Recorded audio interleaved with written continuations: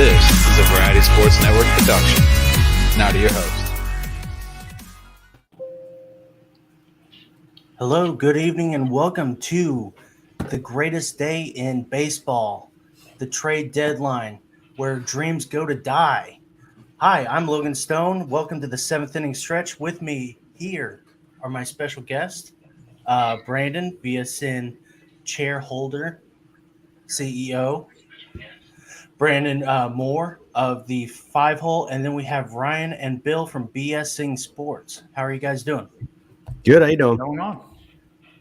Pretty good. All things considered. Don't worry, we're fine. We're fine. Yeah, we'll talk about all the trades that happened. Also, all the trades that are currently happening right now. The biggest trade is the Padres are not done of, taking Juan Soto and Josh Hader. They also got Brandon Drury from the Reds. I don't think it's known yet who they got or who Not they yet. sent back, right? Not yet. Not yet. But wait. What deal are we talking about? Sorry, I'm looking at how the Padres are trying to move Will Myers. The Brandon Drury trade. Brandon There's no Drury? details on it yet. Not yet. I didn't think so. But it is believed that it's just going to be some minor leaguers, nothing huge. So there's that. Brandon Drury, he's been doing pretty good for the Reds this year. Probably one of the only players doing well for the Reds. Do you guys have any thought about that going to the Padres? Didn't mean to just jump right in. I think it's World Series or bust for the Padres at this point. I mean, they better. They're trying to play the Dodgers right now. Yeah, I mean they didn't just add Juan Soto. They turned around and added Josh Bell too, who's another big bat in that lineup. So I agree. Managed to ditch Eric Hosmer all at the same time. Correct. Yeah. So they managed to get rid of Eric Hosmer. So yeah, I agree. For me, it's got to be World Series or bust. But this is stemming of a much larger issue around most of Major League Baseball. What the Padres have done for the last 7 or 8 years is they've built up a farm system of viable prospects that they can use to trade to other teams to acquire their star players. That's what good organizations do. That's why the Phillies are not in that position, because we're terrible at developing talent. We can't draft. We can't develop. I put a stat out on Twitter. Since 2010, the Phillies have drafted and developed one outfielder in the last 12 years that has more than 500 plate appearances at the major league level, and it's Roman Quinn, who now plays for the Tampa Bay Rays. The Phillies, I mean, I'm not going to sit here and turn it into a Phillies rant, but this is what good organizations do, and this is what the Phillies don't do. So good on the Padres. This is kind of long withstanding. You got to commit to a rebuild if you're going to suck. And then they did exactly that. Mackenzie Gore and C.J. Abrams are fantastic prospects. I imagine that they will do very well in Washington Red, but they can afford to lose them because they know that they're just going to draft players next year and turn them around in 3 years and make them high-quality prospects. That's what you can do. And no matter how move on. And no matter how good that they turn out to be, the Padres are not going to regret this Juan Soto trade or the Brandon Drury trade or the Hader trade. Here's the thing about the Juan Soto trade that most people aren't talking about is Juan Soto is under arbitration next year. So say very well he falls flat on. Say very well he falls flat on his face the year after or the year after that. They just turn around and sell him for more prospects. Somebody will take him. Oh yeah. Cardinals will be right back in it next year if the Padres try to sell it, and my heart will still be broken. So, no, but yeah, they still get a great player, a Hall of Famer, as everyone is saying, in Juan Soto. Josh Hader is probably the best reliever in baseball. That was a win for the Brewers and the Padres. Yeah, let's talk about the Hader trade, because that was confusing for me for just the fact that they didn't really get – I thought Jake Cronenworth, Will Myers, I can't even think of one of their players. Oh, Hosmer was going to go to the Brewers in return to help their lineup now, and the only thing that they got was Taylor Rogers. So that was confusing to me. It seems like Colton Wong and Omar Narvaez is also on the trading block. I think John Morosi said that yesterday. So it kind of seems like the Brewers are just giving up on that. I would disagree with that because Taylor Rogers, although he's not Josh Hader, he's definitely a viable replacement as an eighth inning setup man. Because what's going to happen is obviously Devin Williams, who has just been outstanding since he jumped into the league in the short COVID shortened season, he's going to take the closer's role. He hasn't allowed an earned run, I think, since the end of May or something like it's crazy. Well, they were talking the other day that he's been terrible the last 10 days. Him and Josh Hader have given up a lot of runs, and Josh Hader gave up a lead to the Cubs the other day or something. And Brandon Moore, what do you have any thoughts on this Hader trade or what the Padres are doing? Because right now they're winning the trade deadline.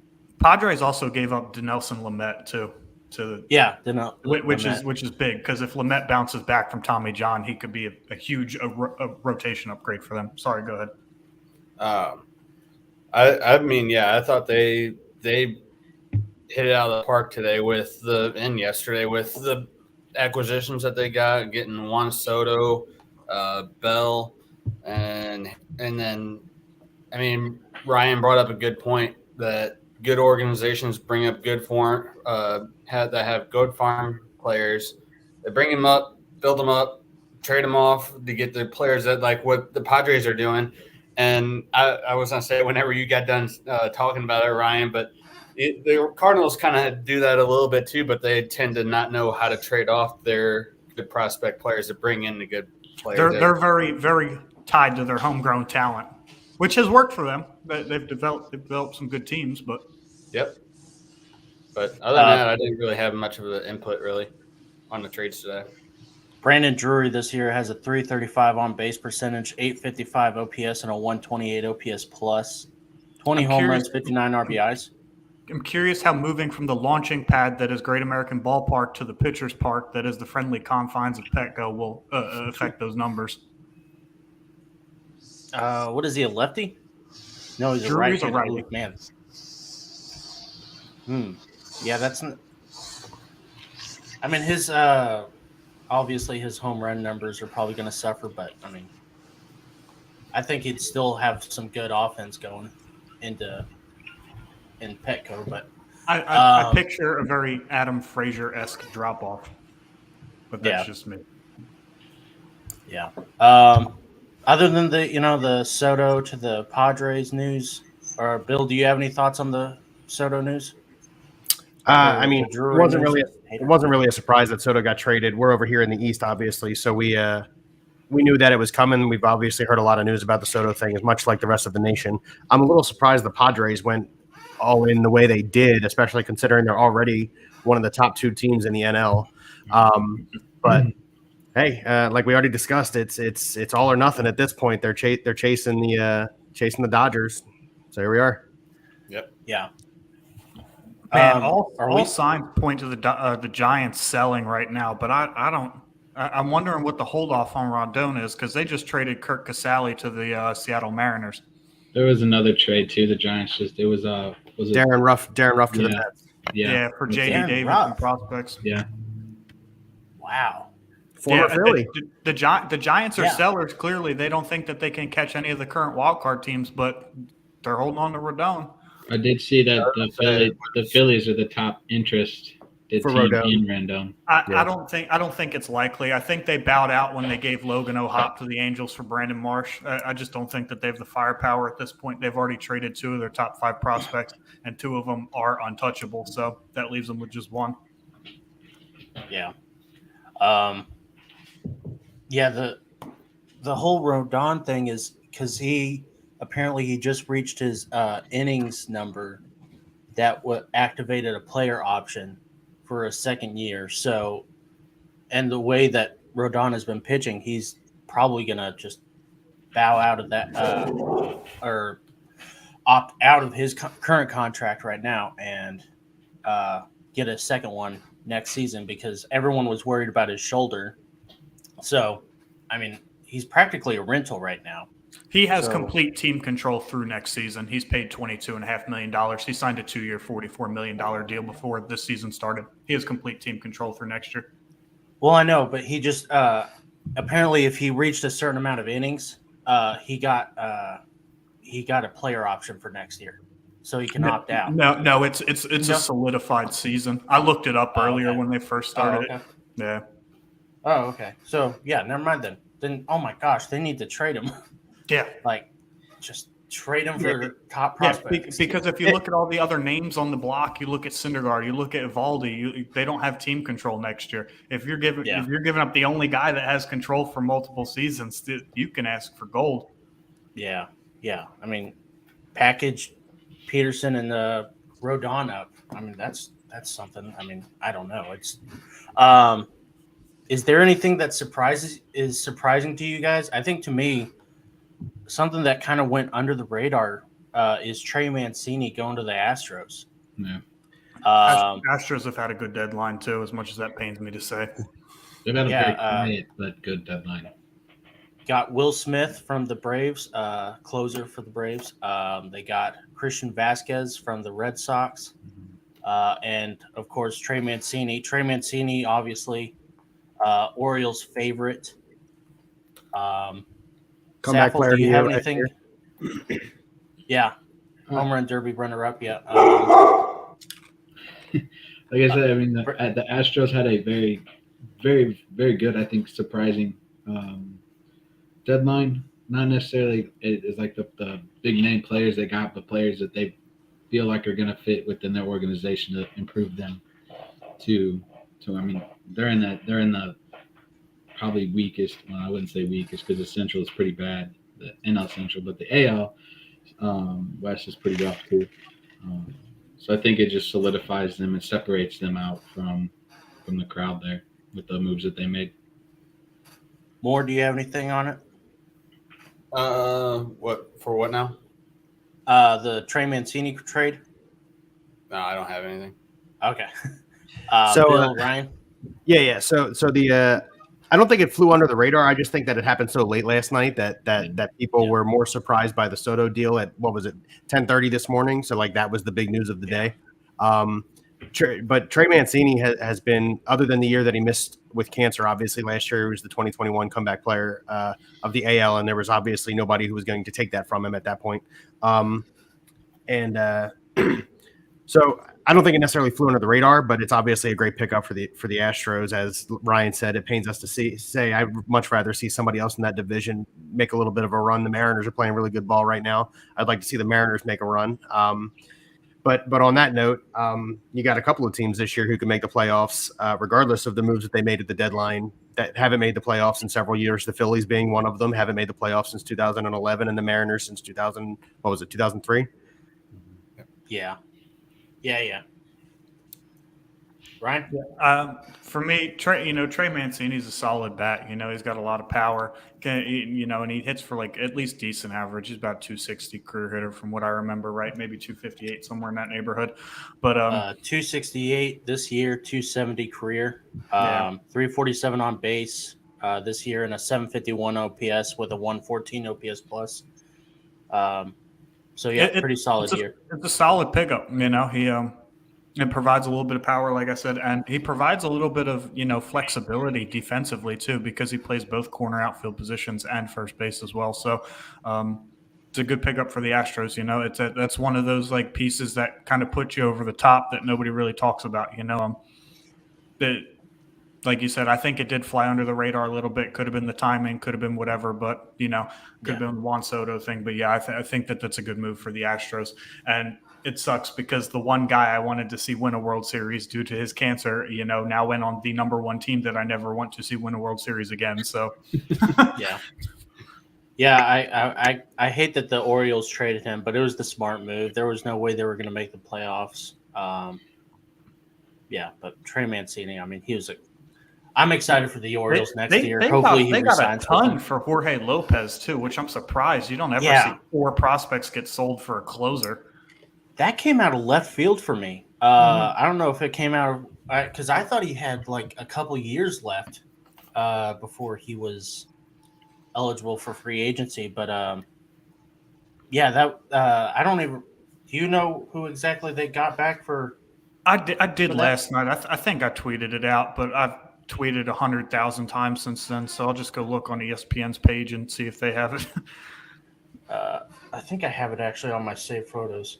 But yeah, like that was probably like the biggest surprise so far. Like was the fact that they returned 4 prospects for him, and I know that he does have some team control. But I was like, damn, for a closer on the Orioles.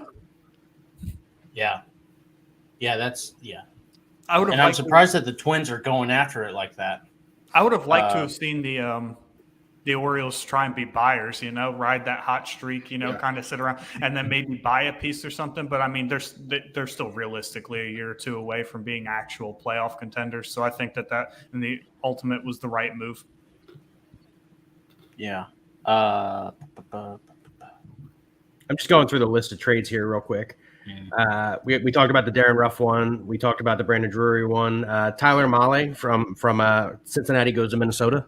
That's a great pickup. It doesn't surprise me at all that the Twins are buyers. Well, it is kind of surprising to me because they're not, sure they're leading the division, but they're not really, they're not running away with it. They're, I can't remember what their record is this year, but I was expecting them to get rid of Carlos Correa. I've been saying that the entire year. Twins are 54 and 48. Well, I think all the reasons you're surprised by it is the reasons why I'm not. I think because that division is so vulnerable to, changes. Like last year, the Twins were awful. They finished 5th in the division, I think. I think they finished even behind the Royals, so they're in first place this year. They got to run away with it. And the Guardians somehow, some way have hung around all season despite, less than stellar pitching from Plesac. And, really a lineup that when you look at it on paper, you're kind of like, how many of these dudes should really be major leaguers? So if they want to win the division, which they realize no wild card spots will come out of the AL Central. So the division winner is going to be the only team in the playoffs there. They got to do something about it. Bless you. Yeah. Surprised that I guess Wilson Contreras has a really high price tag on him. Must be. Because if I was the Mariners, I would have gone after him instead of Casale, but Casale's a good pickup.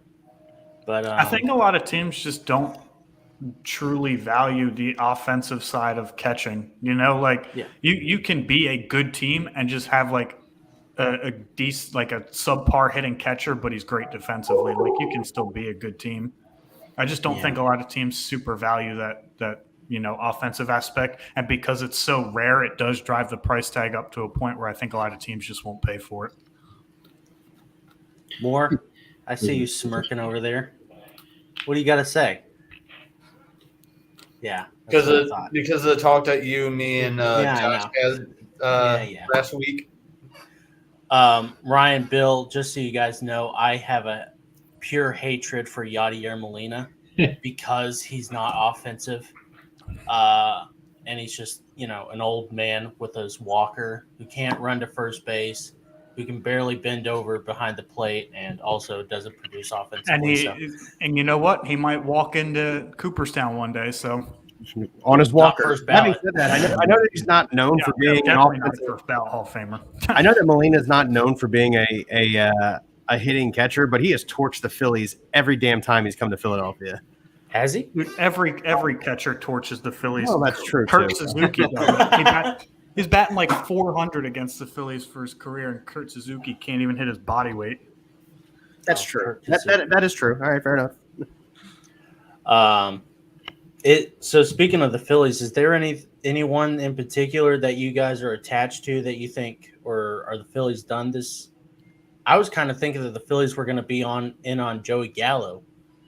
No, we already have a couple guys who can't even hit for power and still get out, so we don't need another one. Yeah.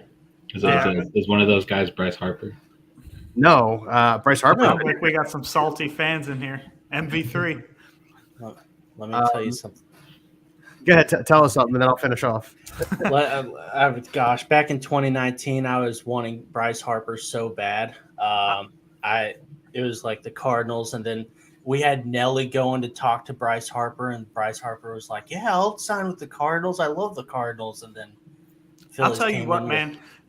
Bryce Harper has impressed me in the sense that he's grown up a lot. When he was first rumored to go to the Phillies, I was like, God, no, I don't want this child on my roster. Like he was just so immature. He was a baby. I was like, man, I do not want to deal with this. But he has just like flipped the switch completely. And I don't know if it's a Washington thing, like what we just talked about over the weekend, Logan, where Juan Soto seemed disinterested or whatever. But the switch just flipped for Bryce Harper. Like he's a leader now. He's a completely different person, and it's made him a completely different ball player too.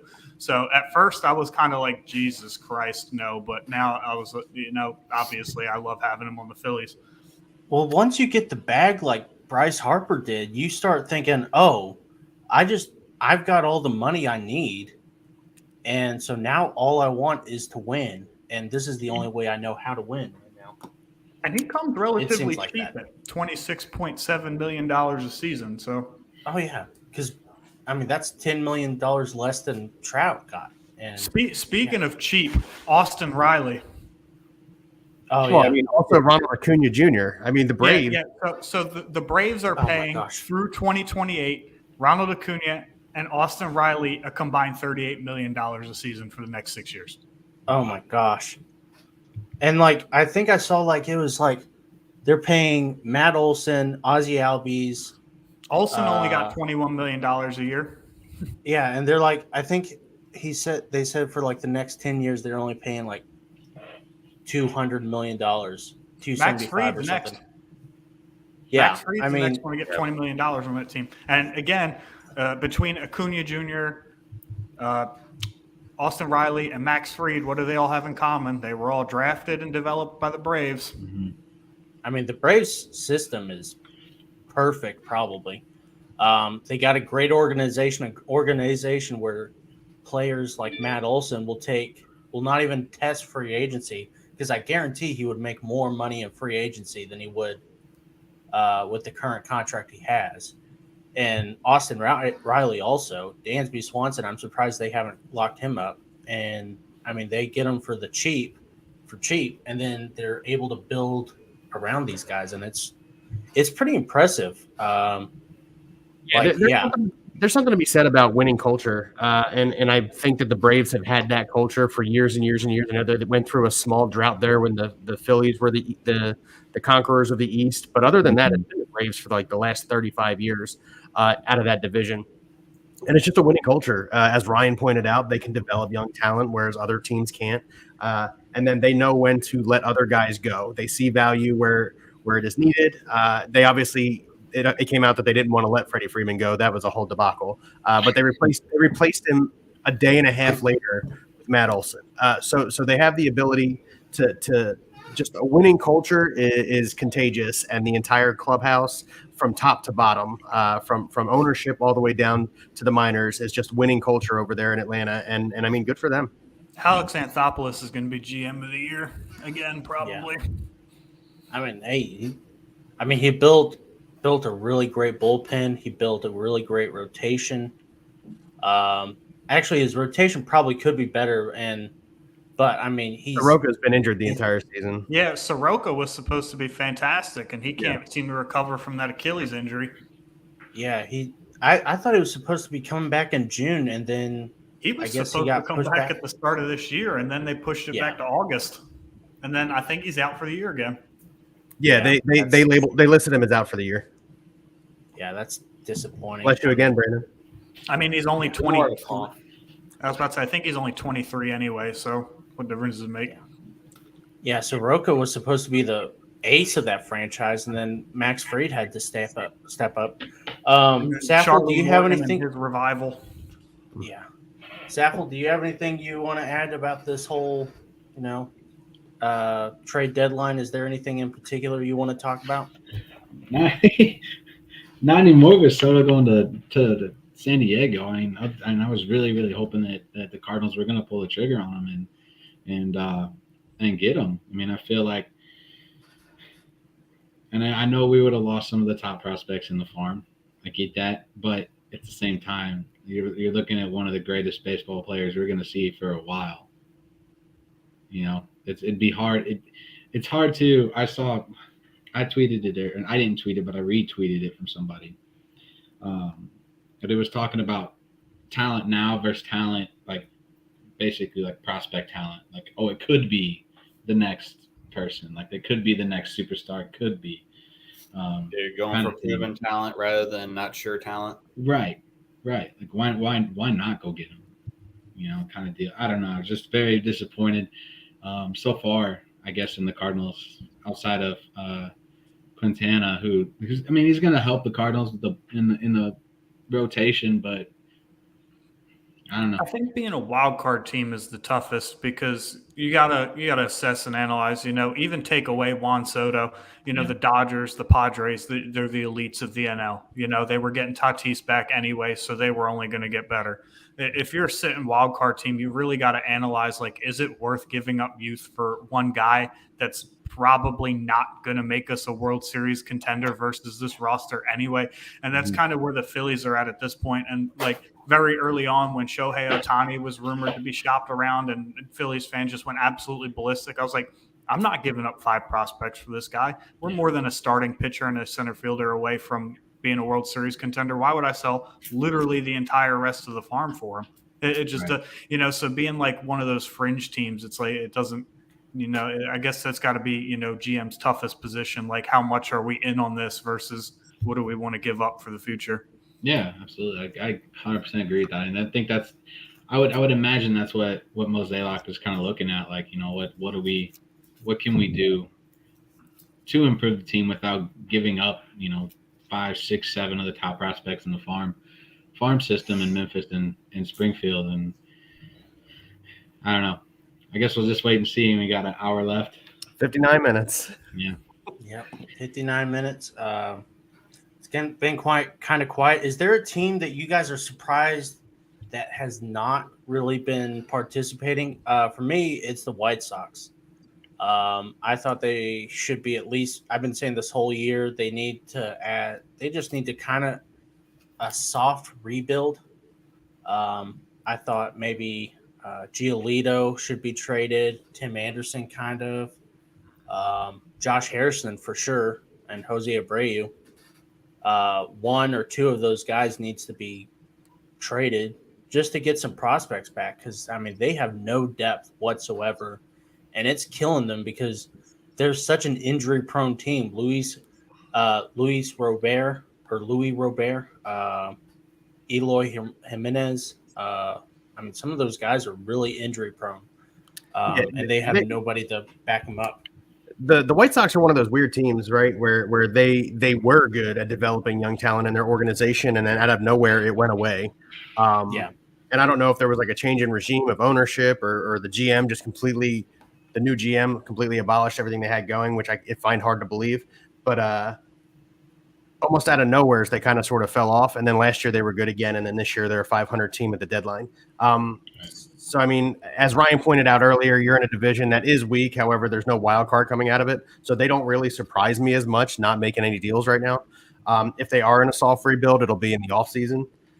But a team that hasn't really made any moves that surprises me a little bit, like bigger moves, is the Mariners. They got a really, really young roster.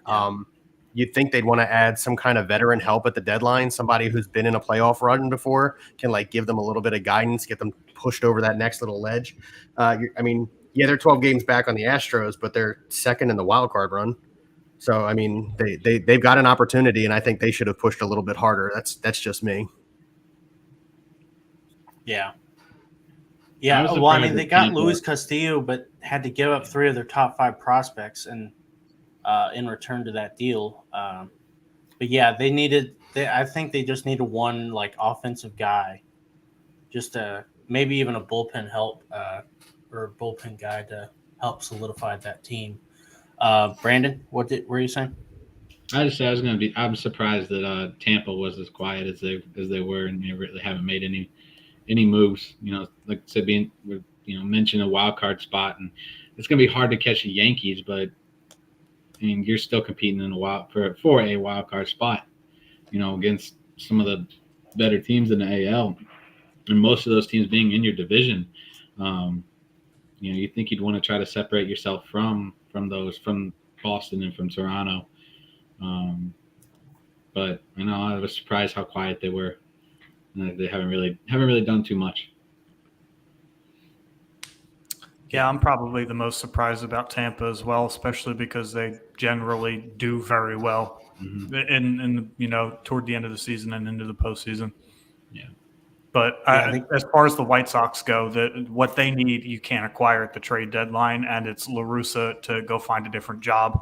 Ultimately, that's kind of what this team's collapse has been around, is just they cannot rally around their manager. You brought in a very old school manager to play ball with a bunch of new school kids. And then you get cursed by making a trade that, me personally, I don't feel like you needed to make, and sending your young prospect second baseman, who's a fantastic hitter, and Nick Madrigal, to the Cubs for Craig Kimbrell when Liam Hendricks was already leading the AL in saves that year. So some of the moves, aren't really making a whole lot of sense. Yes, Luis Roberto's been plagued by injuries for a while, and that's kind of gone across, the organization as a whole. But I really think that their biggest issue is their manager. If the fans have been calling for him to get fired for months now. He was falling asleep in the dugout on camera in the first inning the other day. So he's kind of embarrassed what the Red Sox have built, to be honest with you, if I'm going to be as frank about it as I can. Yeah. Let's talk about La Russa for a second. I know this is the trade deadline episode, but I mean, do you guys think that this tarnishes La Russa's legacy? I mean, Brandon and I are both, Cardinal fans. And so I love Tony La Russa. I think he was one of the best managers to ever play the game. But then he retired for 10 years and then decided to come back. And now, I mean, you see the ejection of Tim Anderson the other day, and he was just like wobbling up between them as he's getting his helmet into the umpire's face. I mean, do you guys have any thoughts on that right now? Yeah, I mean, honestly, I don't think he should have come out of retirement. So Whatever the White Sox were offering wasn't enough. Yeah. Yeah.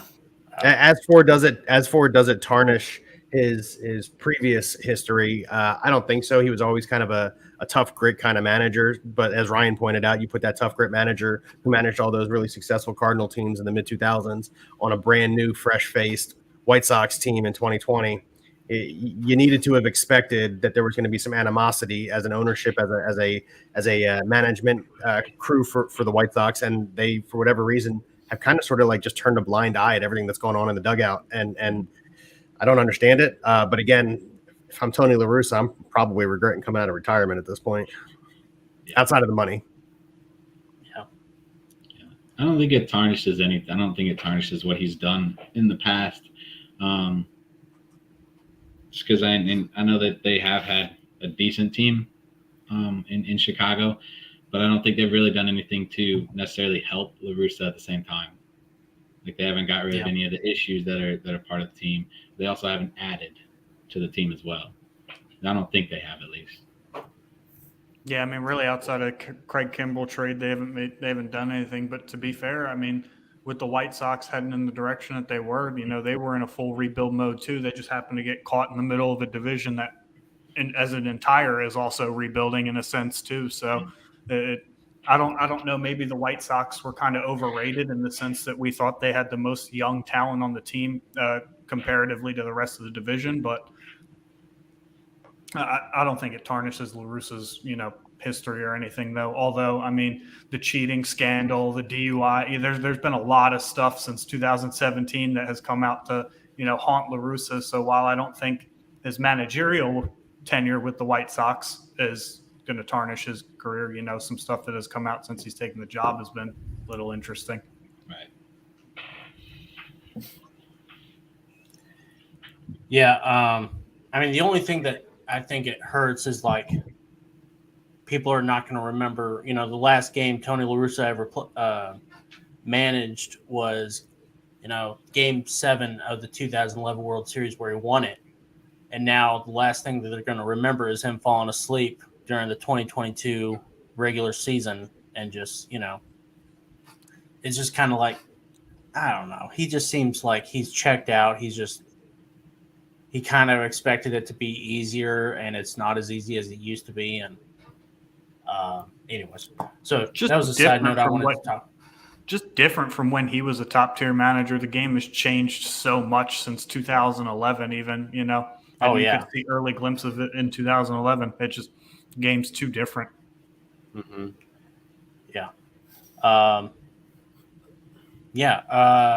Is there a team that you're like pleasantly surprised with at the moment?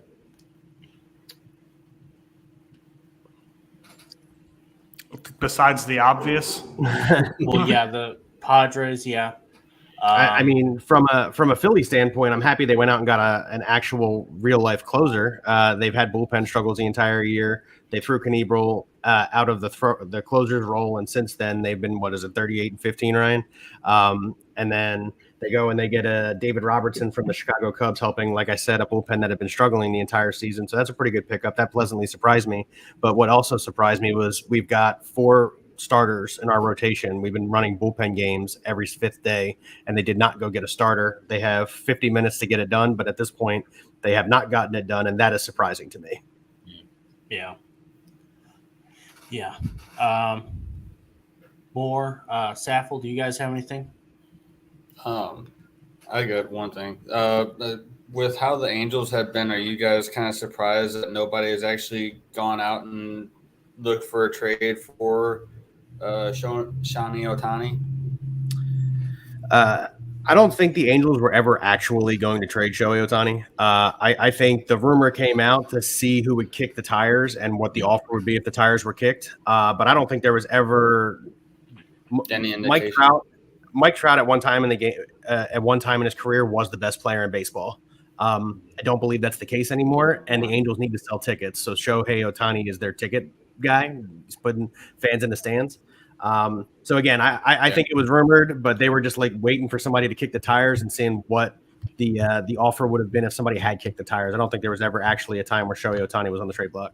Yeah, I agree with that. I think it was just a bait kind of switch to see issues with his dog. It was just kind of a bait thing to see what teams would offer for Ohtani. Yeah, I think it was kind of more of, smoke and mirrors than anything. Mm-hmm. And if you break it down into, the 2 separate players that Ohtani is, there's not an organization alive that has the ammo and B that would pay it if they did, because you're paying for a mid-rotation arm to potentially a top of the rotation arm and a solid number 4 hitter who's going to give you 40 home runs a season. What are you giving up? 8 prospects for that? Because you're giving up 4 for each, maybe 7. Nobody's doing that. But no GM, you're literally selling your whole farm at that point. Like, I don't even think the Padres could have gone out and gotten him if they tried. Yeah. I did laugh because I saw that the Dodgers were heavily in on Shohei, or heavily inquiring about him. And people were saying, even if the Dodgers gave up like the greatest package of all time, the Angels probably weren't going to accept it because they're pretty much their rivals. I thought, that's great. The Dodgers are always rumored to be in on everybody. As soon as somebody's Dodgers, name Yankees, first teams rumored to be in on anybody, and rightfully so, because they're organizations that develop well and have great prospects and yada, yada, yada. Go back to the first 5 minutes of the show if you want me to hear this rant again. Yeah. Yeah. Speaking of the Dodgers, they did get Joey Gallo from the Yankees for a box of crackers. Pretty much. So expensive. Had to. Expensive. Yeah, right. Do you think that's going to help Joey Gallo at all? Or, I mean... Sorry, somebody else. Go ahead. Sorry. Anybody? I don't... Can't hurt him.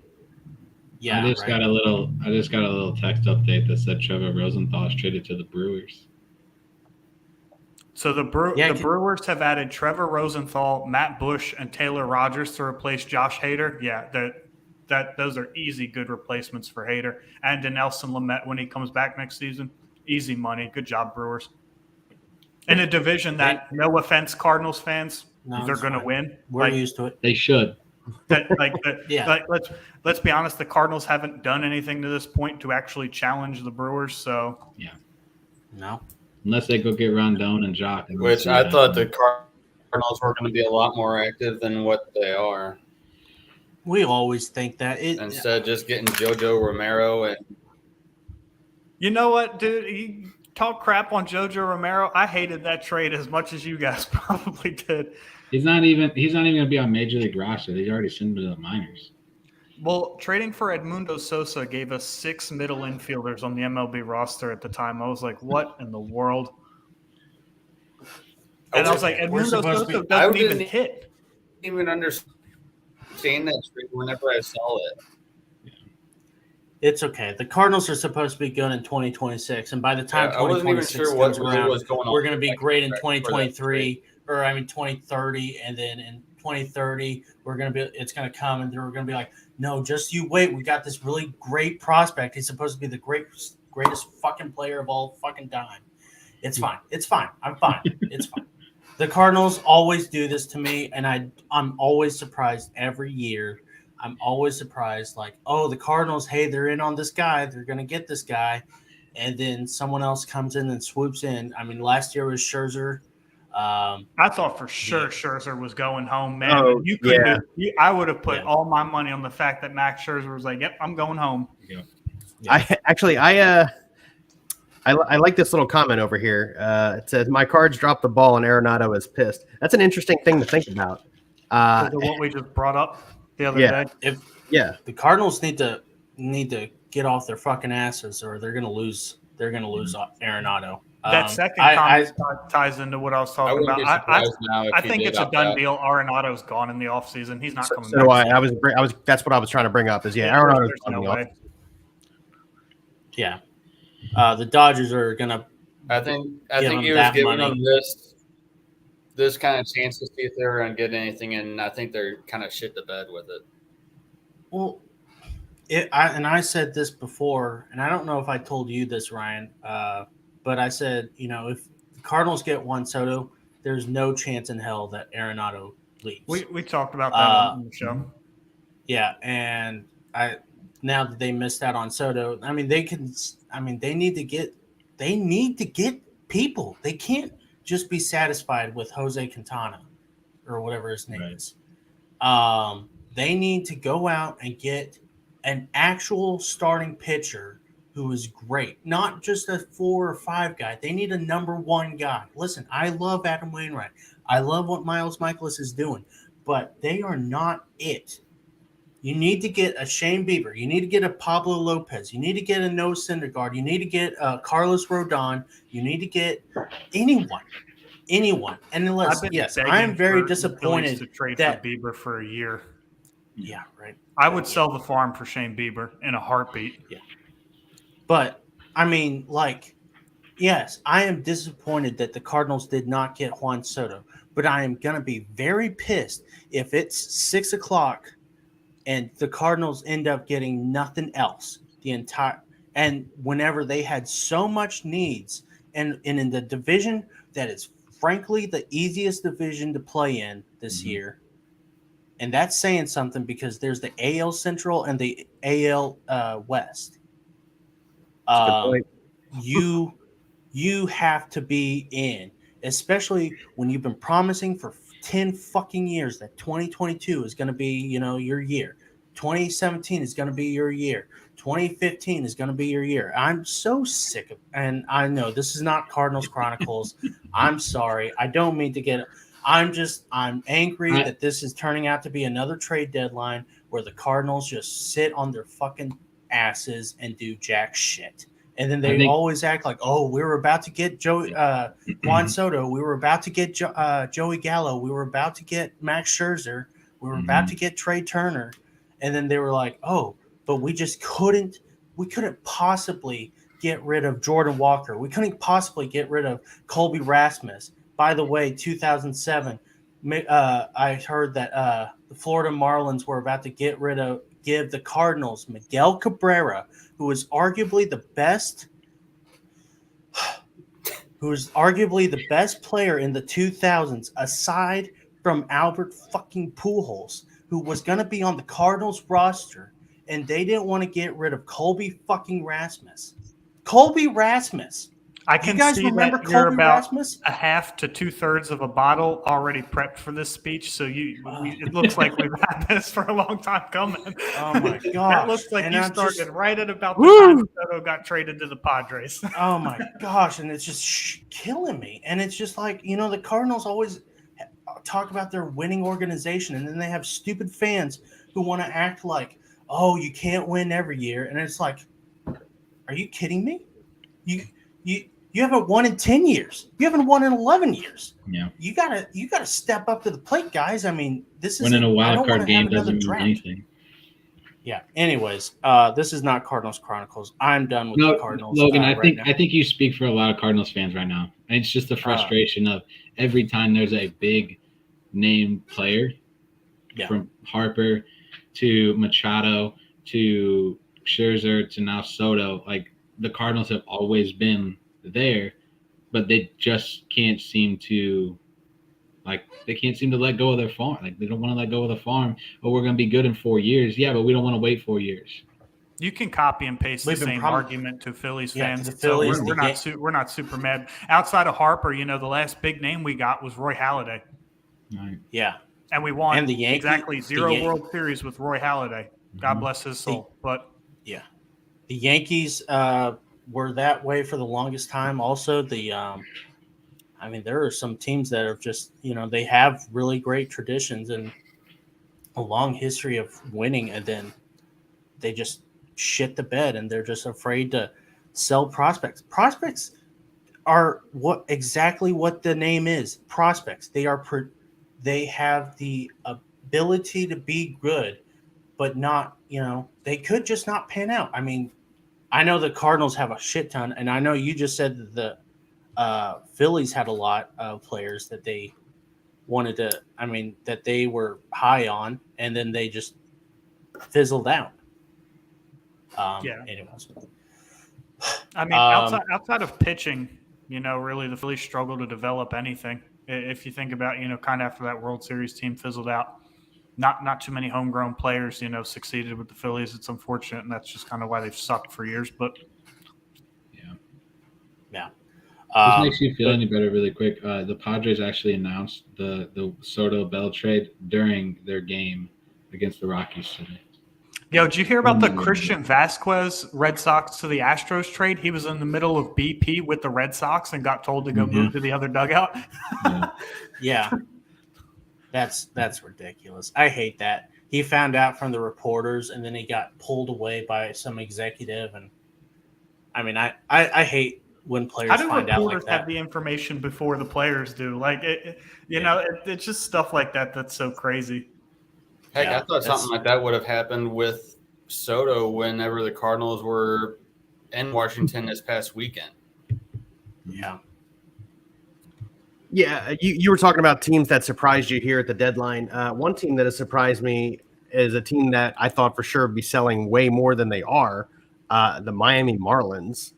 Pablo Lopez has. Maybe they're holding on to him because he's young, but that dude could require a hell of a return. Yeah, you're talking a team that's again not gonna win this year, likely not to win next year with the way the Braves and Mets and even now the Phillies are starting to emerge a little bit. So the division isn't theirs to win at any time. You'd think they would be looking for prospects right now, and they're just not. I don't know how available Alcantara is, but like that guy could get you some prospects. Yeah. Ryan, He just signed a 6-year extension, right? in the offseason, I believe he did. Yeah. But like this is one of those teams that's like really surprising to me. They just have no interest in moving these guys. Yeah. The Miami Marlins could have been so good, man. Like if they didn't deal Ozuna in his prime, they ditched Stanton in his prime, they ditched Yell. That could have been one of the best outfields anybody's ever seen. Yeah. Now Ozuna, obviously, as Cardinals fans know, kind of fizzled out, but we're not big Ozuna fans anymore. Yeah, I don't know. I like Ozuna, but I mean, you look at the trade. We traded Zach Gallen and Sandy Alcantara for 2 years of Ozuna. I mean, even just one or the other of those players now that trade looks disastrous. The Reds received Victor Acosta for Brandon Drury. The pitcher? Yeah, I think he's a pitcher. Shortstop. Not the same guy I'm thinking of then. Yeah. Wow. I mean, what ranking is he in the Padres system? He is the Padres' number 8 prospect according to MLB Pipeline. Well, that would probably make him the Phillies' best prospect. Yeah. I mean, when you're number 8 behind C.J. Abrams, Mackenzie Gore, I mean, dude, whatever. Yeah, that's just weird. All right, fellas. I know Ryan told you that I was going to have to get off early, and that does stand. I got to get going. But thank you very much for having me on. I appreciate it. Hopefully we could do it again sometime soon. And for anybody watching who is not already following us at BSing Sports, it's right there on the screen. BSing Sports. We're on Twitter, Facebook, YouTube. We now have a TikTok, thanks to Ryan's sister earlier today. Seriously, follow us on anything and everything. We also have the website, www.bsingsports.com. And you guys have a good night, all right? Yeah, you as well. Yeah, see you. See, Bill. What a guy. Yeah, right. I'm going to have to get off this though, guys. Okay. See you, Brandon. See you guys. Later. So we kind of probably needed to talk about this a little bit. Oh my gosh, that was a lot easier to see now. Eric Hosmer to the Red Sox in a 3-team deal. He did not want to go to the Nationals. He rejected the offer, and I guess they didn't want to pay him any incentives to go to the Nationals. So they traded him to the Red Sox, who I guess they're slightly better. That's another team I'm surprised they're not as active in the selling department as they should be. Well, it's like we talked about the other day. Very rarely we ever see a big market team truly go through a sell. Like they're selling off little pieces here and there, but they're not. Rafael Devers isn't going anywhere. Xander Bogaerts isn't going anywhere as much as reporters would like them to. JD Martinez, nope, not happening. Yeah. Although he should. Yeah. If anything, JD should be sold because JD. he's 35 years old and not going to be anything by the time the Red Sox are relevantly competing for a World Series again.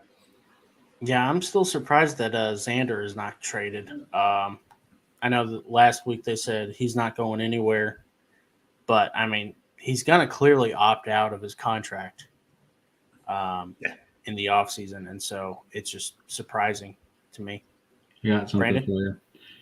This is from John Massoy. So Noah Syndergaard pursuit is down to 2 teams, Blue Jays and the Phillies. I think it'll probably be the Jays. Realistically, I think the Phillies probably would have pulled the trigger, in the Brandon Marsh deal. But maybe because they were still chasing out, maybe they thought they still had a chance at Rodon. But I'd be okay with Thor just because he's owed $7 million means you wouldn't have to give up a lot.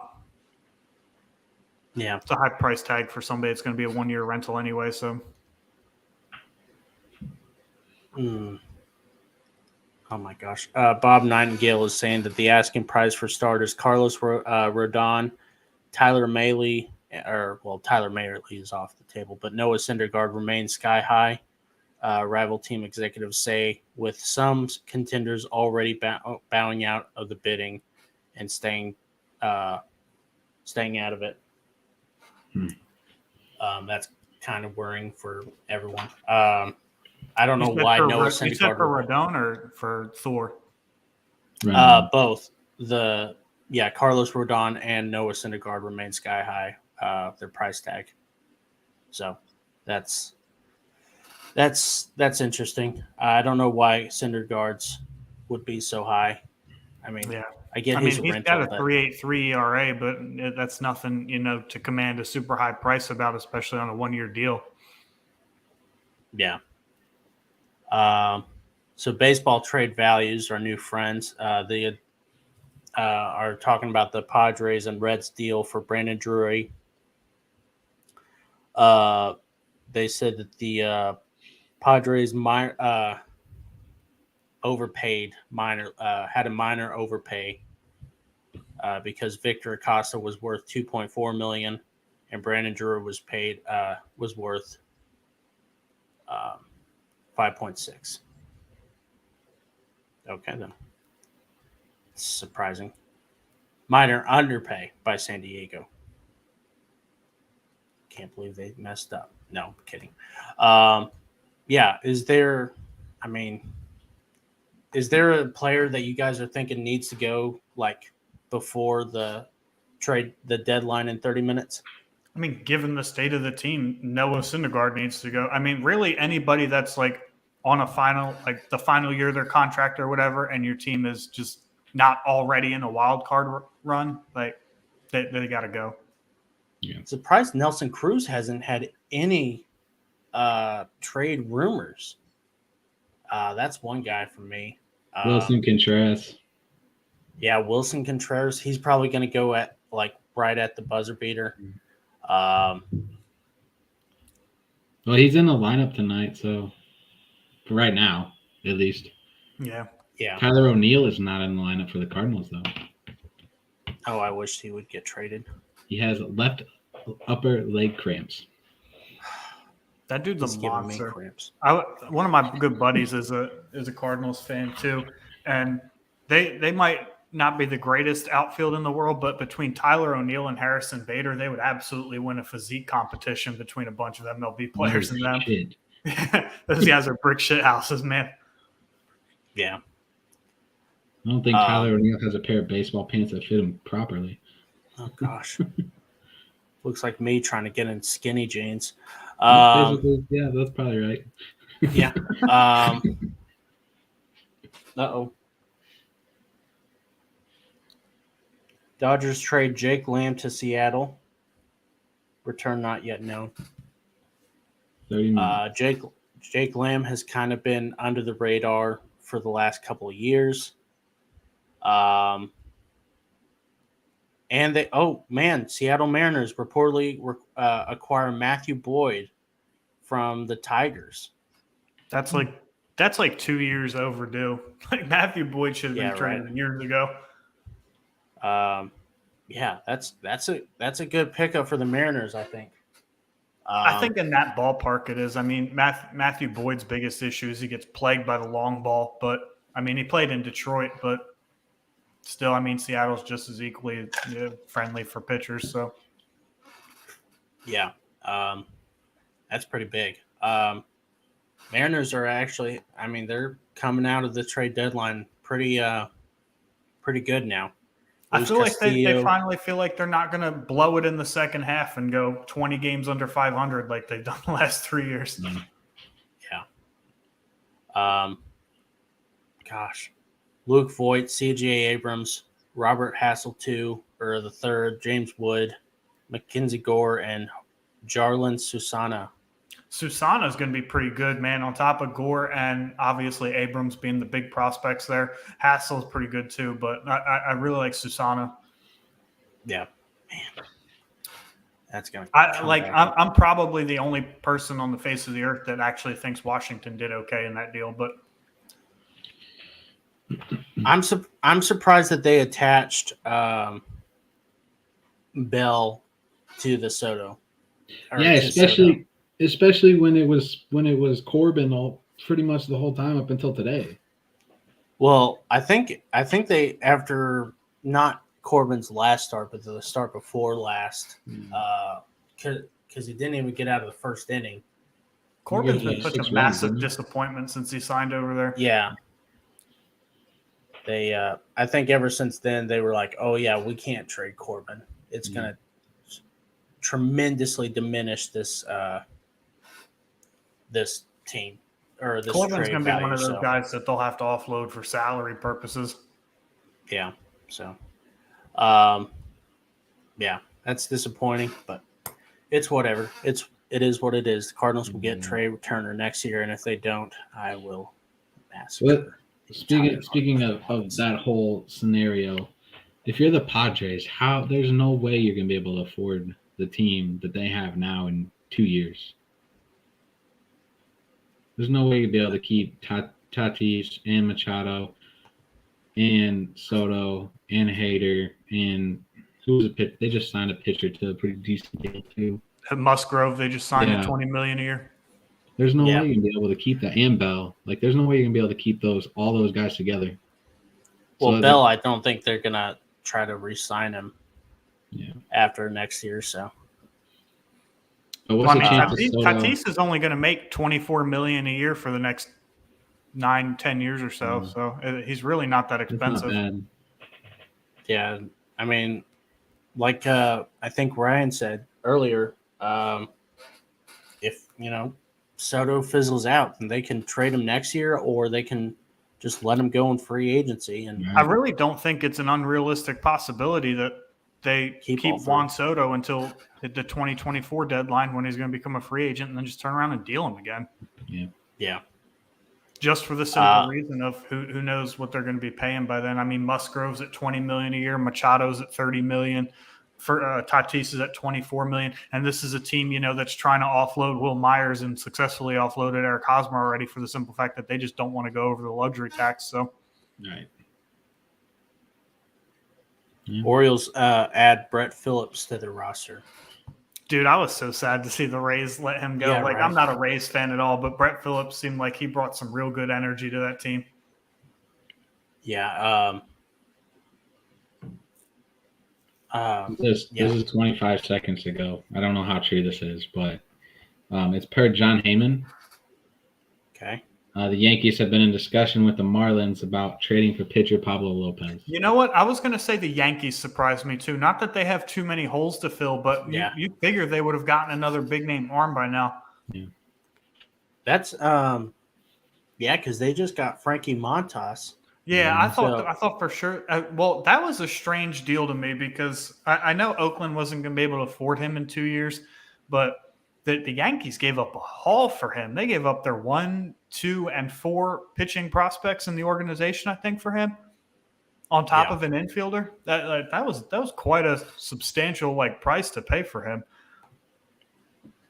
Yeah, that's weird. I don't know. Yeah, it's But the Yankees, Yeah, no but- matter how successful they are, always seem to need a starting pitcher anyway. So That's true.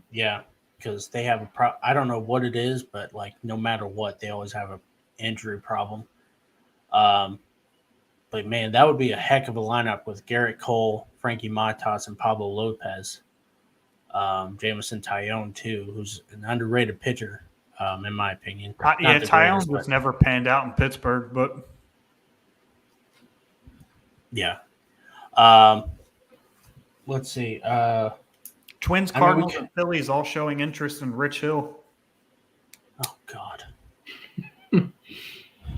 I'll tell you what, man. If worst comes to worst, depending on what we give up for him, he's a dude at 40 years old that's going to go out there and give you 5 or 6 solid innings.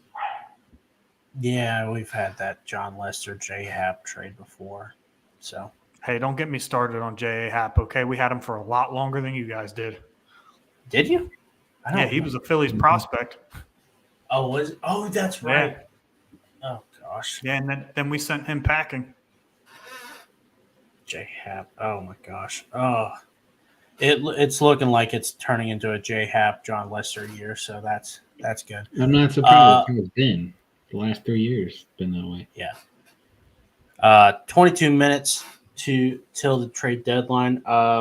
Luis Castillo kind of got the thing. Andrew Benintendi was the start of the big trade deadline sweepstakes, but Luis Castillo was the second biggest one. Mariners got rid of 3 of their top 5 prospects for Luis Castillo.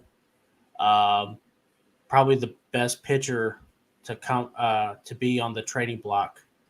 Brian, what were you thinking about that one?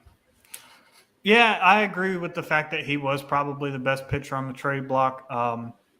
The Mariners are absolutely loaded on prospects, though. I think they had 7 or 8 in the top 100 coming into the season. They called up J-Rod. Kelnick's been up there long enough. I don't think he's considered a prospect anymore, but they're just loaded on prospects. Them and Detroit just had an absolute abundance of prospects Detroit's not ready to sell yet, but the Mariners, getting off to as good of a start as they have, were definitely, ready to make the move, and they had the prospects to do it. So I thought that was a good move for both sides, in all honesty. Yeah. What? Noah Syndergaard. It's kind of funny. He dropped the John Travolta, like looking around, trying to hold. I don't know if you can see it. Yeah, there you go. Oh, jeez. It's actually kind of funny. Yeah. I'm surprised he hasn't been traded yet. Yeah. Yeah, I thought he would have been one of the first ones to go. Speaking of Andrew Benintendi, man, the Yankees had a pretty good. They got Efros and Montas and Lou Trevino. And then they got Andrew Benintendi, who, aside from Juan Soto, was going to be the biggest bat acquisition at the deadline. And it's a big kick in the nads to the Red Sox, too. So it's a double win for the Yankees. Oh, yeah. Yeah, that's true. That's true. Yeah, what do you guys, Brandon, what do you think of the Benintendi trade so far?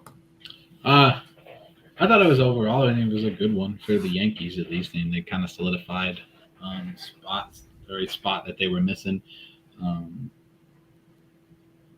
I thought for a while that the whole vaccine thing was going to be an issue, but apparently it's not, and that they're just kind of he's open to doing it, so they're able to go to Toronto and stuff. And I thought it was a good move by the Yankees. I love the Yankees. Yeah. I think the Yankees in general have had a good deadline. Yeah, they've had an underrated one. Yeah, I mean, obviously the Padres kind of swept in and took over all of the news today. But what was that? The Padres made the big moves. The Yankees made the quiet ones to make their team better. Yeah. Yeah, Well, and Frankie to be fair, Montas. I mean, how is that the a Yankees? quiet? Yeah, The Yankees were in a position they didn't have to make big moves. You know, the Padres were sitting in second place behind the Dodgers, but the Yankees are comfortably going to win their division and are obvious favorites to represent the AL in the World Series. So, since we are Cardinals and Phillies guys, Rich Hill has a 4.20 ERA, nice, 4.05 FIP. 7.39 Ks per nine. Really? Damn, I thought it'd be lower than that. And 293 walks per nine. That's kind of right about where I thought he'd be. 70 innings this season. Is he going to be a bad pickup? I don't think so. Is he going to be 2017 Rich Hill? No, obviously not. But it's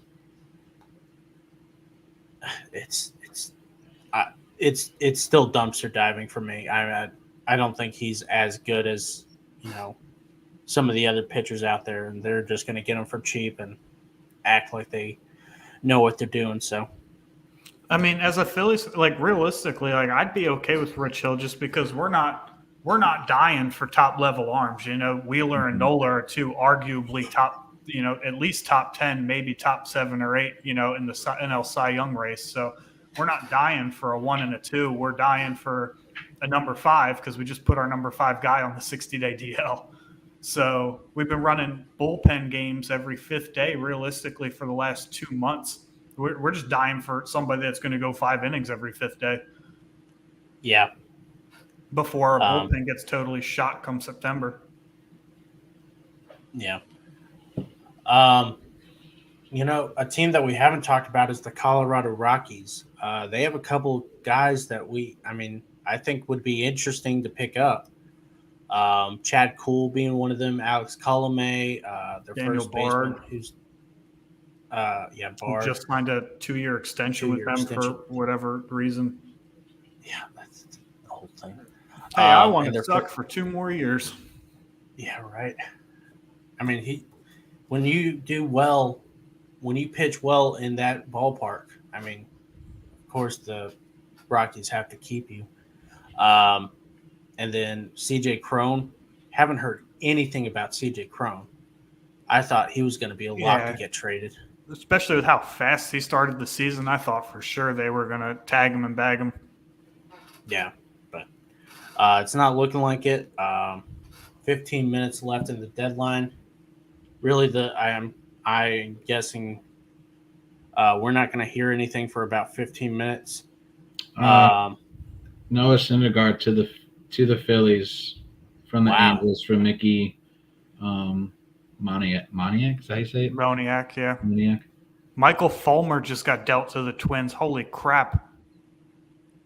The Twins are they're having a sneaky deadline too. I mean, remember they're not Fulmer was supposed to be the ace up there in Detroit. I mean, man, he was so highly sought after, as a prospect, and he came out to such a good start in his major league career. He just totally fell apart.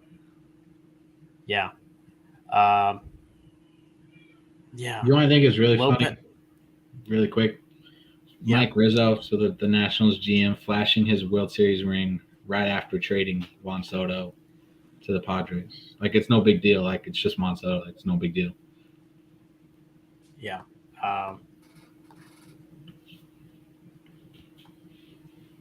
Sorry. Joel Sherman is talking about Pablo Lopez right now. Yeah. I mean, Twins got Jorge Lopez, Tyler Mahle, and Fulmer now. So that's a pretty good pickup, and they're having a sneaky good trade deadline. So, do you think that they got to pick up a bat at least? I feel like they need another bat, maybe a catcher, even though they just traded for Gary Sanchez earlier. Who are we talking about? The Twins. What are their needs at the moment? Anything and everything. Real. I mean, Yeah, right. In all honesty, like, I can't, before the trade deadline, outside of Carlos Correa and maybe Max Kepler, they were kind of hurt. I think really the Twins are just the best of the bad team. Like you talked about the NL Central being the easiest division to play in. I completely disagree. The AL Central as a whole is a dumpster fire, and really only one of those teams is above 500 because you kind of have to be.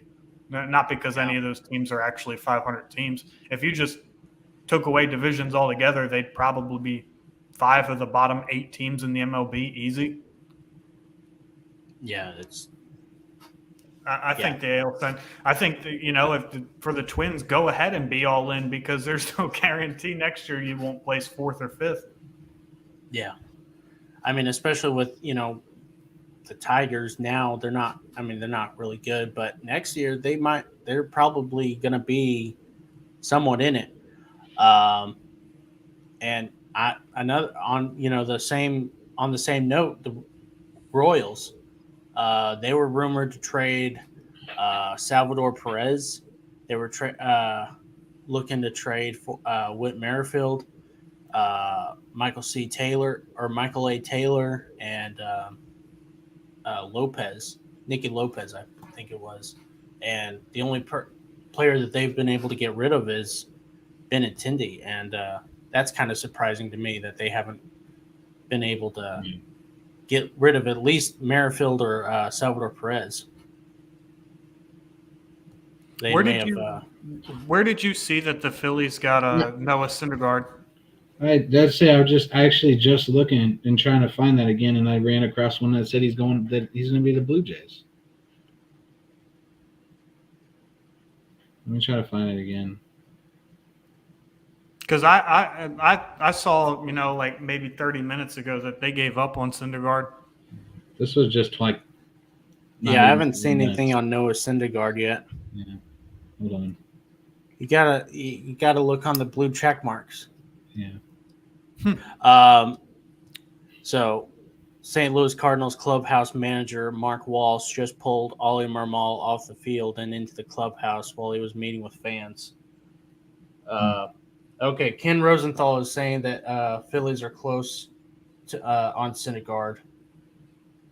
So, if Rosenthal says it, it's true. Yeah. God, it didn't make me sound bad then. Well, only a little bit. No, I'm kidding. So yeah, as a Phillies fan, I mean, you got 3 top guys right now as your starting rotation. What was it last year? Or that was kind of your biggest weakness, right? Starting pitching. I mean, starting pitching's always kind of plagued the Phillies, since the days of the four aces. Nola's kind of been a little up and down as a starter. They go out and get Wheeler in the offseason 2 years ago. It turns out to be fantastic because he's just absolutely dominant. I think that's kind of helped Nola settle into his number 2, number 3 role a little bit easier. I never personally thought Aaron Nola was good enough to head the starting rotation of a playoff team, but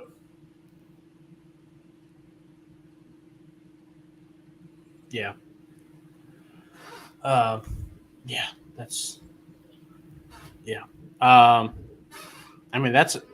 With Kyle Gibson also, who's kind of underrated on the Phillies rotation. That's a good pickup. Snake bitten by the gopher ball a lot this year, but his last like 3 or 4 starts, I think he's only given up 2 earned runs, so he's starting to settle into his own too. I think he was hurt a little bit earlier in the year. And then after his wife gave birth, all of a sudden, he's kind of turned it around. Personal. We always think about athletes as above human beings, but sometimes stuff like that can, mess with a guy's mind a little bit. Again, don't know how true this is, so don't quote me on it. But All right, I'm quoting you. Who's saying it? Lopez to Yankees is finalized. Just waiting on the announcement. Who's saying it? God. Twitter. Is it Mike Koch from the Reporter or whatever? No, not that. Oh, I got to tell you this, Ryan. So the other day, my dad was reading me tweets, and he's a big Cardinals fan too. And he said that he said, Logan, I just saw that Juan Soto is going to the Dodgers, and I said, who's saying that? And he said, a guy named Mike Koch, and my dad is a pastor. And so, oh, geez. And I was like, oh, no, Dad. And I said, Dad, say that again, slower. And he goes, what? And I said, the name. And he goes, Mike Koch. And I was like, yeah. And I said, it's like Seymour Butts or Biggest Dickus. And he goes, oh, no. And I said, Mike Hunt. Yeah, right? Yeah. I was like, oh, my gosh. I love my dad, but, I mean, he's old, so he doesn't get that stuff. Like I said, I didn't know if it was true or not, but it's just what I said. Honestly, I'm just happy, that even if the Phillies don't get a starting pitcher, I'll be satisfied with the fact that they DFA'd Odubel Herrera and Jeurys Familia. God, those are 2 very crucial wins for that team. Remember when Familia was supposed to be really good? He was an all-star closer at one point. Yeah. I was stoked when they brought him in because they brought him and Brad Hand in the offseason. I was like, damn, we had 0 all-star closers, and then we added 2 of them. Yeah. Jeff Passan is now reporting that the Phillies are finalizing a deal to acquire Noah Syndergaard.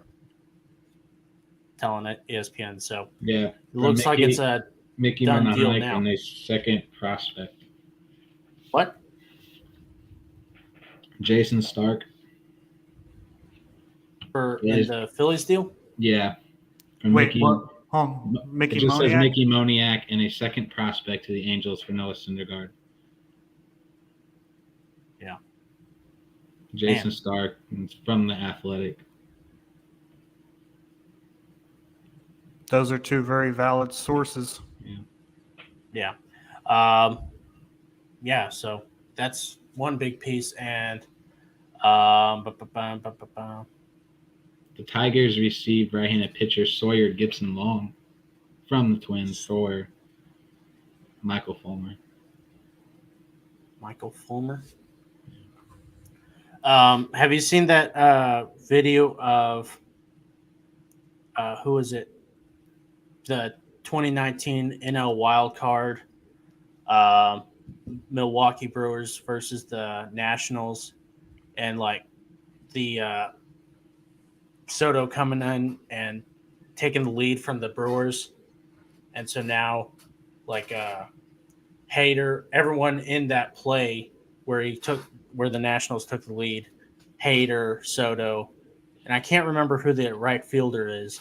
they're all on the Padres right now. That's It pretty wasn't funny. Gamble, was it? I don't think so, but that sounds about right. Yeah, because it was a gosh. left-handed right fielder. Man, I could have swore it was Ben Gamble. But that doesn't Yeah. sound right because I don't think he's on the Padres. But No, he's on the Pirates, so there's no way that's not him.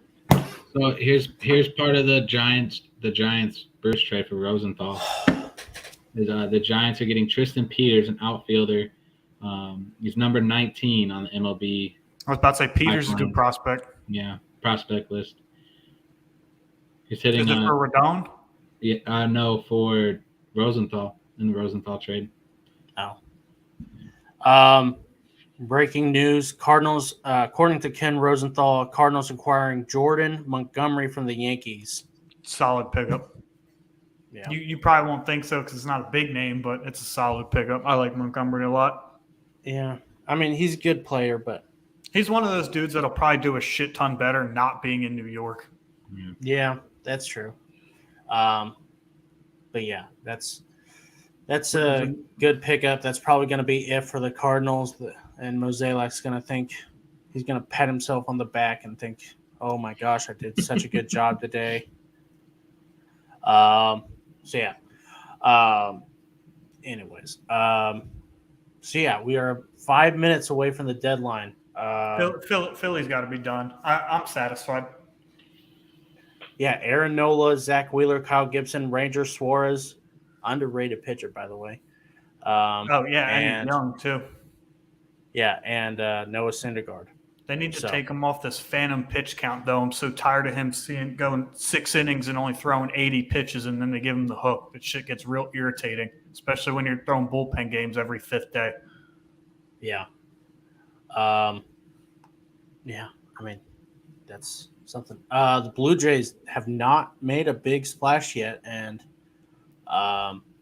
they were rumored to be in on Syndergaard. They're missing out on him. I think they're probably. I wouldn't be shocked if they get Rodon here, but I mean, I've ranted about the Blue Jays on my show before. If they were not playing incomplete teams at home, they're a sub 500 team. So, yeah. Are you surprised they aren't selling? No, because who would you Blue sell? Jays? No, Yeah.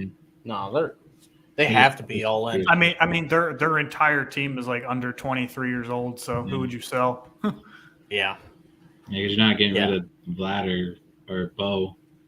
Vlad, Bo, Biggio, And they've been Alejandro playing pretty Kirk. good baseball lately. So ever since they fired Montero, so Right.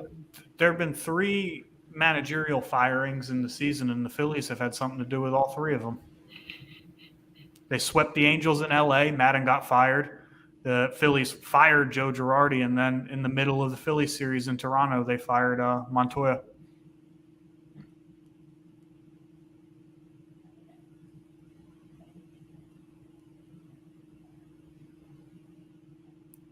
He's not blinking, so I'm going to assume he's frozen. I don't think he's frozen. He hasn't blinked. Oh, that's true. I mean, I'm not getting in a staring contest with him if this is how he is. Like, what did the Cardinals do? My guess is they're not doing anything. Oh, Harrison Bader is being traded to the Yankees for Montgomery. So he's probably having a heart attack right now. That's what it is. Yeah. Yeah. Oh, no, one of our sexy outfielders. Yeah. Oh, no. He disappeared. So I guess he just lagged out then. Yeah, maybe he didn't like that so much. He just didn't want to talk about it. How do you feel about it? I'm surprised about that one. I didn't think they'd get rid of Bader so quickly. I go back and forth on it. Like I like keeping up with the Cardinals from time to time just because I respect them. I don't really hate them. So it doesn't ever seem like Bader can keep it all together all at the same time. Yeah. Him and O'Neal, like it's one's hot, the other's not, and I feel like O'Neal's probably the better of the two to keep. So the only issue with O'Neal is that he is very injury prone, because of his stature and the way he's built. He's a good outfielder. He's fast, but he either strikes out or he hits a home run. You don't really see a whole bunch of. Well, that's baseball in 2022. You're right. You're not wrong. Aaron Judge is being praised and he's hitting 279. That would never happen ever in all the years of baseball. Right. I don't see anything else really. Mets get Michael Givens. That makes sense because they were in on David Robertson before the Phillies got him. We got 1 minute left.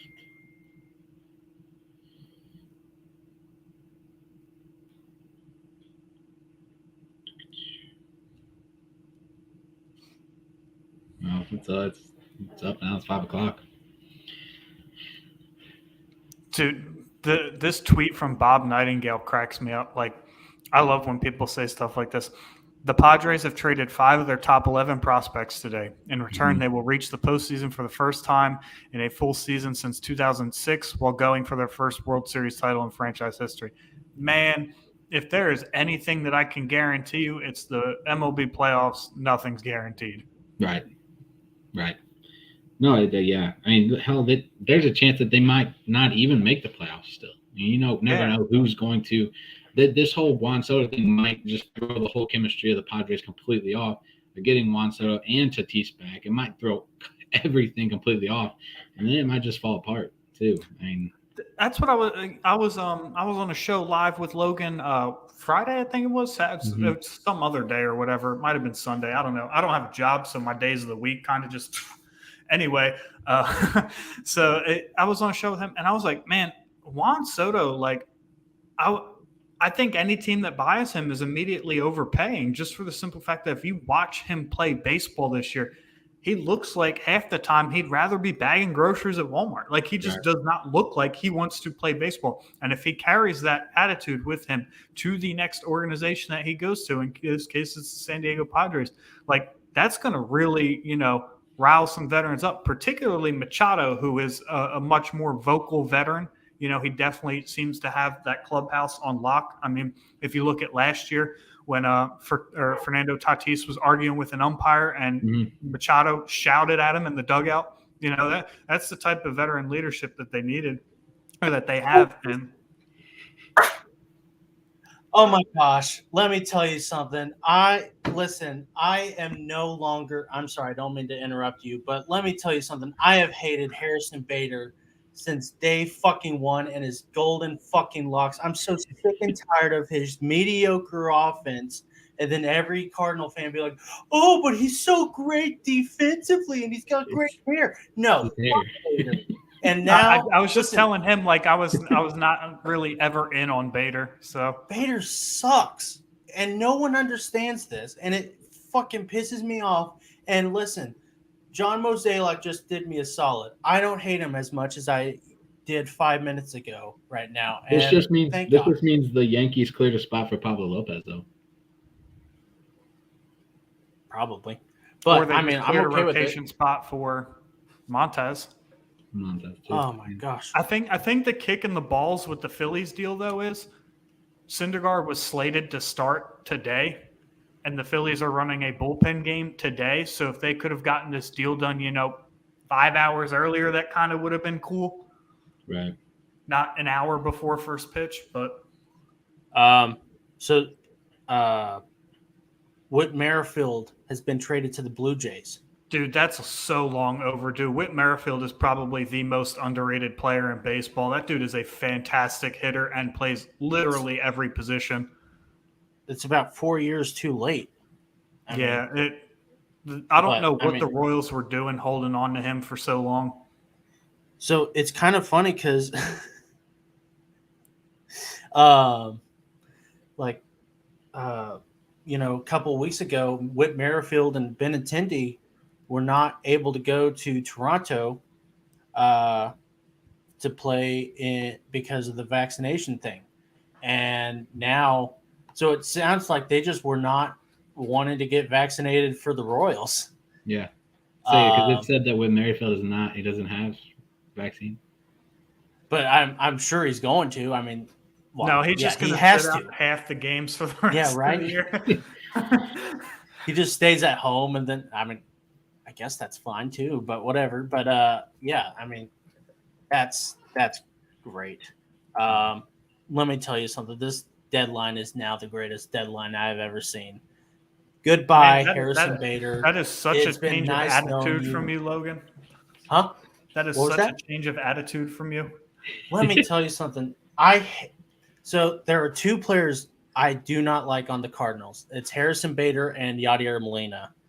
Yadier Molina I used to love, but he did this thing where he was like, "Oh, I'm going to retire," and then he was like, "Oh no, I'm not. Oh, I am. Oh, I'm not." Yeah, Back he in Brett Favre the 2019. hell out of you guys. Yeah, he did, and totally screwed up our catching. I mean, we had who's the guy in the Diamondbacks now? Merrill I Kelly. want to say Merrill Kelly's the Carson pitcher. Kelly. Yeah, Carson Kelly. That's I Carson knew Kelly. I was there was a reason why I was wanting to say Dylan Carlson. And they had to trade him away. I mean, they got to trade him away for first baseman. And then Kisner's kind of been screwed up. And there was another catcher whose name escapes me at the moment, but I mean, Yadier Molina has kind of screwed the Cardinals in a way, and so I'm not a fan of that.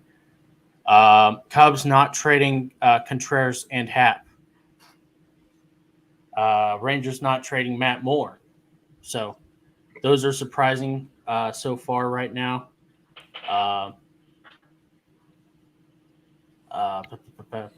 So it sounds like Newtbar is going to be be playing more. Newtbar or Donovan. Donovan, yeah, Donovan. Whit Merrifield traded. I'm just looking at everything right now. Yeah, I'm gonna have to hop off because we're doing wedding shopping tonight, so that'll be a fun time. Okay. Do you have any parting words of wisdom you want to talk about? Go check out all our freaking cool stuff that we have. Bunch of new shows coming, and we have some a big, I guess, announcement or I guess special guest. Not necessarily an announcement, but it's more of a special guest coming on next week that I know a lot of us are excited about. I mean, he's part of the Blues and Cardinals organization, sort of a way, I guess. So it's a pretty big thing, pretty big, I guess, guest appearance for us. Hopefully, that's as of right now. It's going to happen next Thursday at 7:30 right here on Variety Sports Network. So, other than that, enjoy the rest of your days. Hopefully, we'll catch up again soon, Brian, and thanks for coming on. You and Bill, appreciate it. Yeah, man, it was a pleasure to be on for sure. Pleasure to meet you, Brandon. Hopefully, we can link up on one or the other show here relatively shortly. Talk playoff baseball, maybe. Absolutely. For both Cardinals and Phillies. Absolutely. Yeah, right. I think we're all for that, and we're all for working with each other and seeing what happens. So yeah. Yes, sir. Have a good evening. Yeah, you too. See you, Logan. Yeah, see you. Yeah, then there were two. Sorry, I'm texting Josh trying to. No, that's okay. I'll hit you up with a question real fast though. One big winner, one big loser. Losers so far, I think are the Brewers. I think they needed to pick up some offense, especially since they were the big. They were leading the NL Central, and they haven't. And I'm kind of pissed at them. And even though I'm a Cardinals fan, I love baseball more. I think they were in a prime position, but they just refused to get better offensively, and it's sad. Especially since Christian Yelich is not the player he used to be. No, not at all. No, so it's disappointing to say the least. If I'm a Brewers fan, I'd be pissed off because you just traded Hader for. I mean, they got a good return, but they could have gotten Jake Cronenworth at least, or Will I think Myers. they got a good return for what the deal was, but I think hit the nail on the head is they didn't cover their needs. Yeah. So. Another big loser, I think, are the Chicago Cubs. They're they my must have- biggest loser. Yeah, I mean, they should have been trading everybody. The Cubs Hap, and the Rockies are the two biggest losers for me. yeah, the Rockies are just stupid. If they didn't trade Trevor Story at the deadline, what was it last year? They're just never going to trade anybody. Yeah. Yeah, and so I guess their asking prices for Wilson Contreras and Ian Happ were just way too much, and that's stupid. Especially when they're rentals, and they're not gonna resign Ian Happ. He's gonna get a 9-figure deal. Wilson Contreras is gonna get a 9-figure deal. So, and they're not gonna pay it because they don't have a real team right now. No. So yeah, that's just disappointing.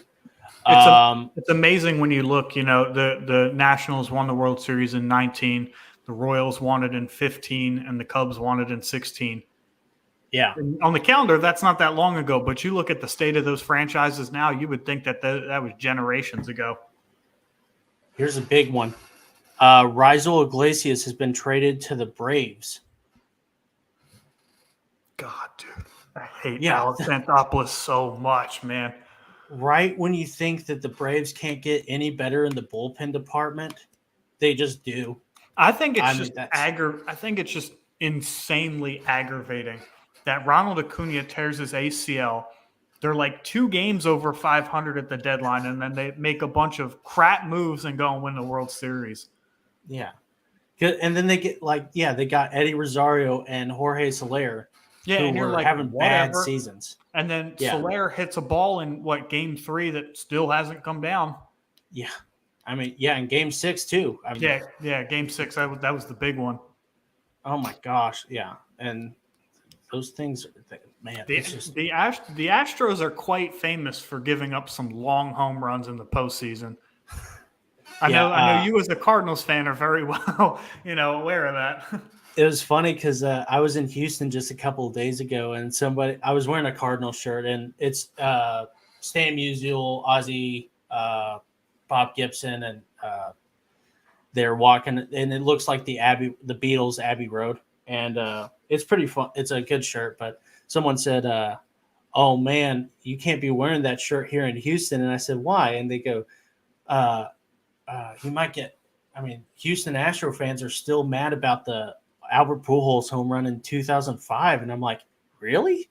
I mean, you guys ended up winning that game in the series, and that was, but yeah, off of that Brad Lidge, that's a famous home run that really has not landed yet.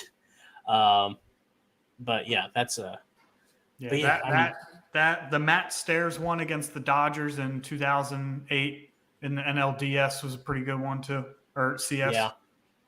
Yeah, that's another good one. Broxton. Oh, Broxton. I remember. Yeah. I was thinking about Broxton the other day. He was what? He was a good closer for a few years. Yeah.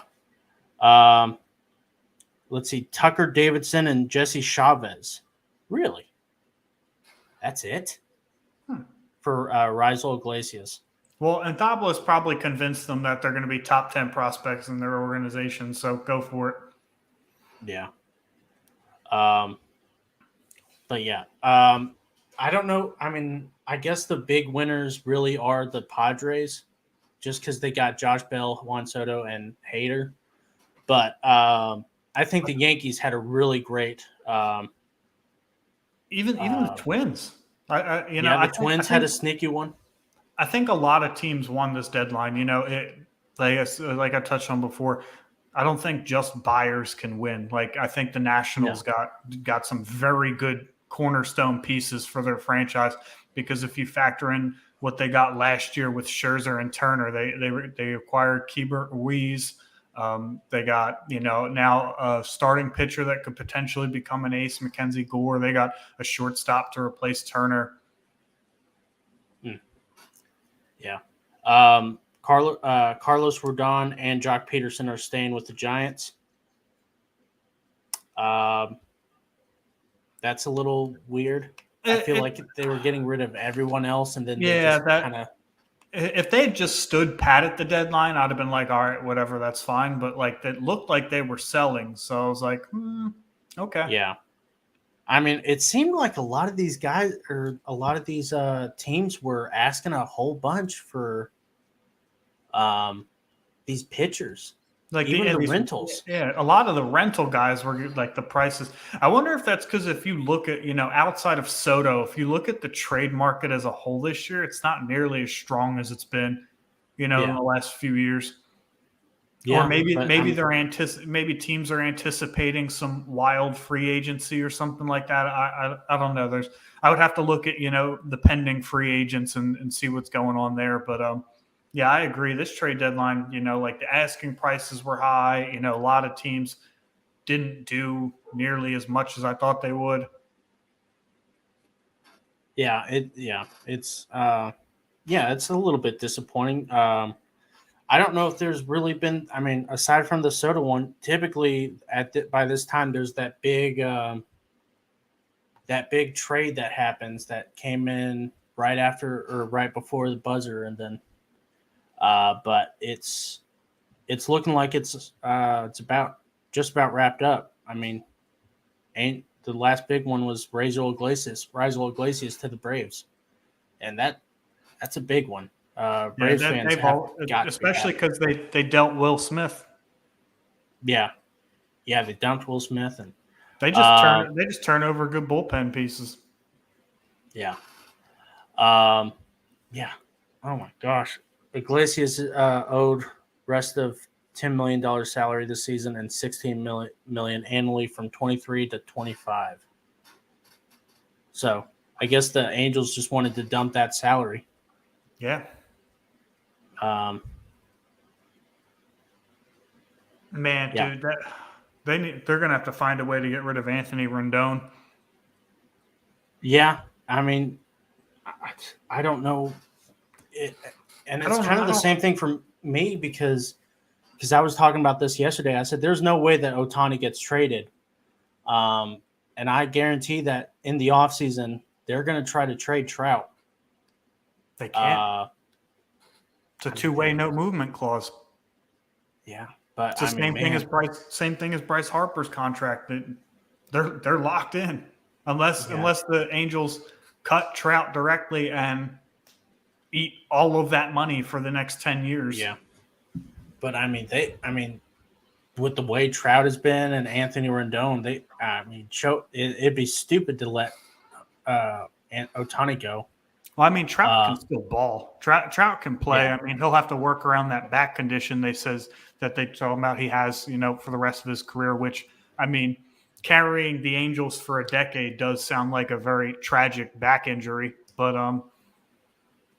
I think Trout and Ohtani are still fine. But, yeah, it's like Pujols, Rondon, C.J. Wilson.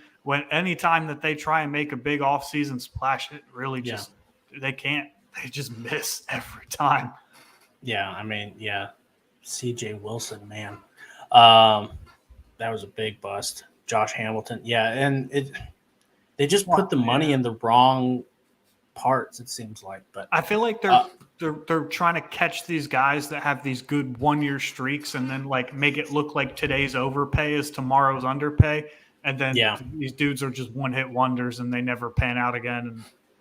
Yeah. You said that the biggest winners were the Nationals and Padres, right? Yeah, the Nationals, I think, won. I think that they got some good prospects. But the Cubs and the Marlins, to me, are probably the biggest losers. I still haven't heard any confirmation on the Pablo Lopez deal. Yeah, I haven't seen anything either. JD Martinez stays with the Red Sox.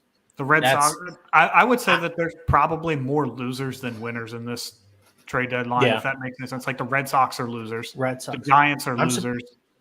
Mets kind of had a mediocre trade deadline. I was kind of expecting JD to go to the Mets. They were in on David Robertson, and then the Phillies got him. Yeah, I think that's why they settled on who did the reliever they just traded for. Oh my gosh, I just had it too. But yeah, they kind of Yeah, they didn't really do too much to impress me either. So, but they didn't really need a whole bunch. I mean, they have Jacob deGrom coming up tonight. for about 5 more starts until he gets hurt again. Yeah, until he get I mean, I would, if I'm them, I'm limiting him to the postseason, or for the regular season, so he can at least play for the postseason. Yeah, at this point, I'm telling him no more than 6 innings to start. Yeah, I mean, yeah, but yeah, is there sorry, Reds get Austin Romine from the Cardinals. He was DFA'd, so he needs to retire. Austin Romine, he's like 35. Yeah. But yeah, is there anything that you want to talk about before we wrap up? I mean, there's no real big trade that's coming through right now. So No, I mean Juan Soto, that deal kind of stole the show of this deadline. Like I said, a lot more losers than winners, in my opinion. yeah, Teams that were too committed to go to full sell mode, or teams that were too afraid to go to full sell mode, and it just made for a crappy deadline. So another year of disappointment. As a Phillies fan, I'm happy. I think that they filled all their needs and didn't pay unreasonable prices for the most part. But yeah, I am most definitely happy. I mean, like seriously, I man, you were so pissed. Honestly, I was thinking I have to go back to Harrison fucking Bader in a minute, and that's gonna be just piss me off. And I was telling Brandon and Josh, my co-host, earlier today, I said, I don't understand why people think Harrison Bader is better than Juan Soto, because I mean, listen, Cardinal fans are very old school, and so they look at batting average, and they look at Juan Soto's 240 batting average, and then they look at Harrison Bader's 250, and they're like, oh, he's so much better than Juan Soto. And I'm like, no, he's not. But I mean, he's a better defender. But I mean, at this point in this day and age of baseball, like, who fucking no one cares about defense? Yeah, I mean, Dylan. Anyways, but yeah, this is Cardinal Chronicle. So listen, I can forget. The Juan Soto hurt is not nearly as bad as it was 5 minutes, as it was 10 minutes ago. But yeah. Ryan, is there anything you want to plug before we exit? Yeah, give us a like, subscribe, follow YouTube, Twitter, Facebook. I'm very active on Twitter at RyanBSing Sports. We do have a website, www.bsingsports.com. Like I said, give us a subscribe on YouTube as well. Everything's pretty much BSing Sports. We're pretty easy to find, straight across the board. We were pretty original with that name. Fortunately, nobody had taken it up yet. So go ahead, give us a follow, whatever. I don't know the terminology for each social media, but we're definitely out there looking for support. Logan, thanks for having me on again, man. I really appreciate it. It was an awesome show. I would definitely look forward to doing this in the future with you and your crew, for sure. Yeah, we need to have you on and talk some Phillies. But yeah, we'll be back tonight at about 8:30. We'll recap all the trades that happened. Be sure to tune in tomorrow on Variety Sports Podcast for the far end of the bench as Josh and I go on and talk about some of the trades, some of the things that we think were important that happened. So yeah, I don't think there was that much to talk about. No, I'm kidding. But yeah. Ryan, I will see you later. We'll talk soon. Everyone else, live long and watch some damn baseball. Bye, Felicia's. Go Phils. Oh, yeah.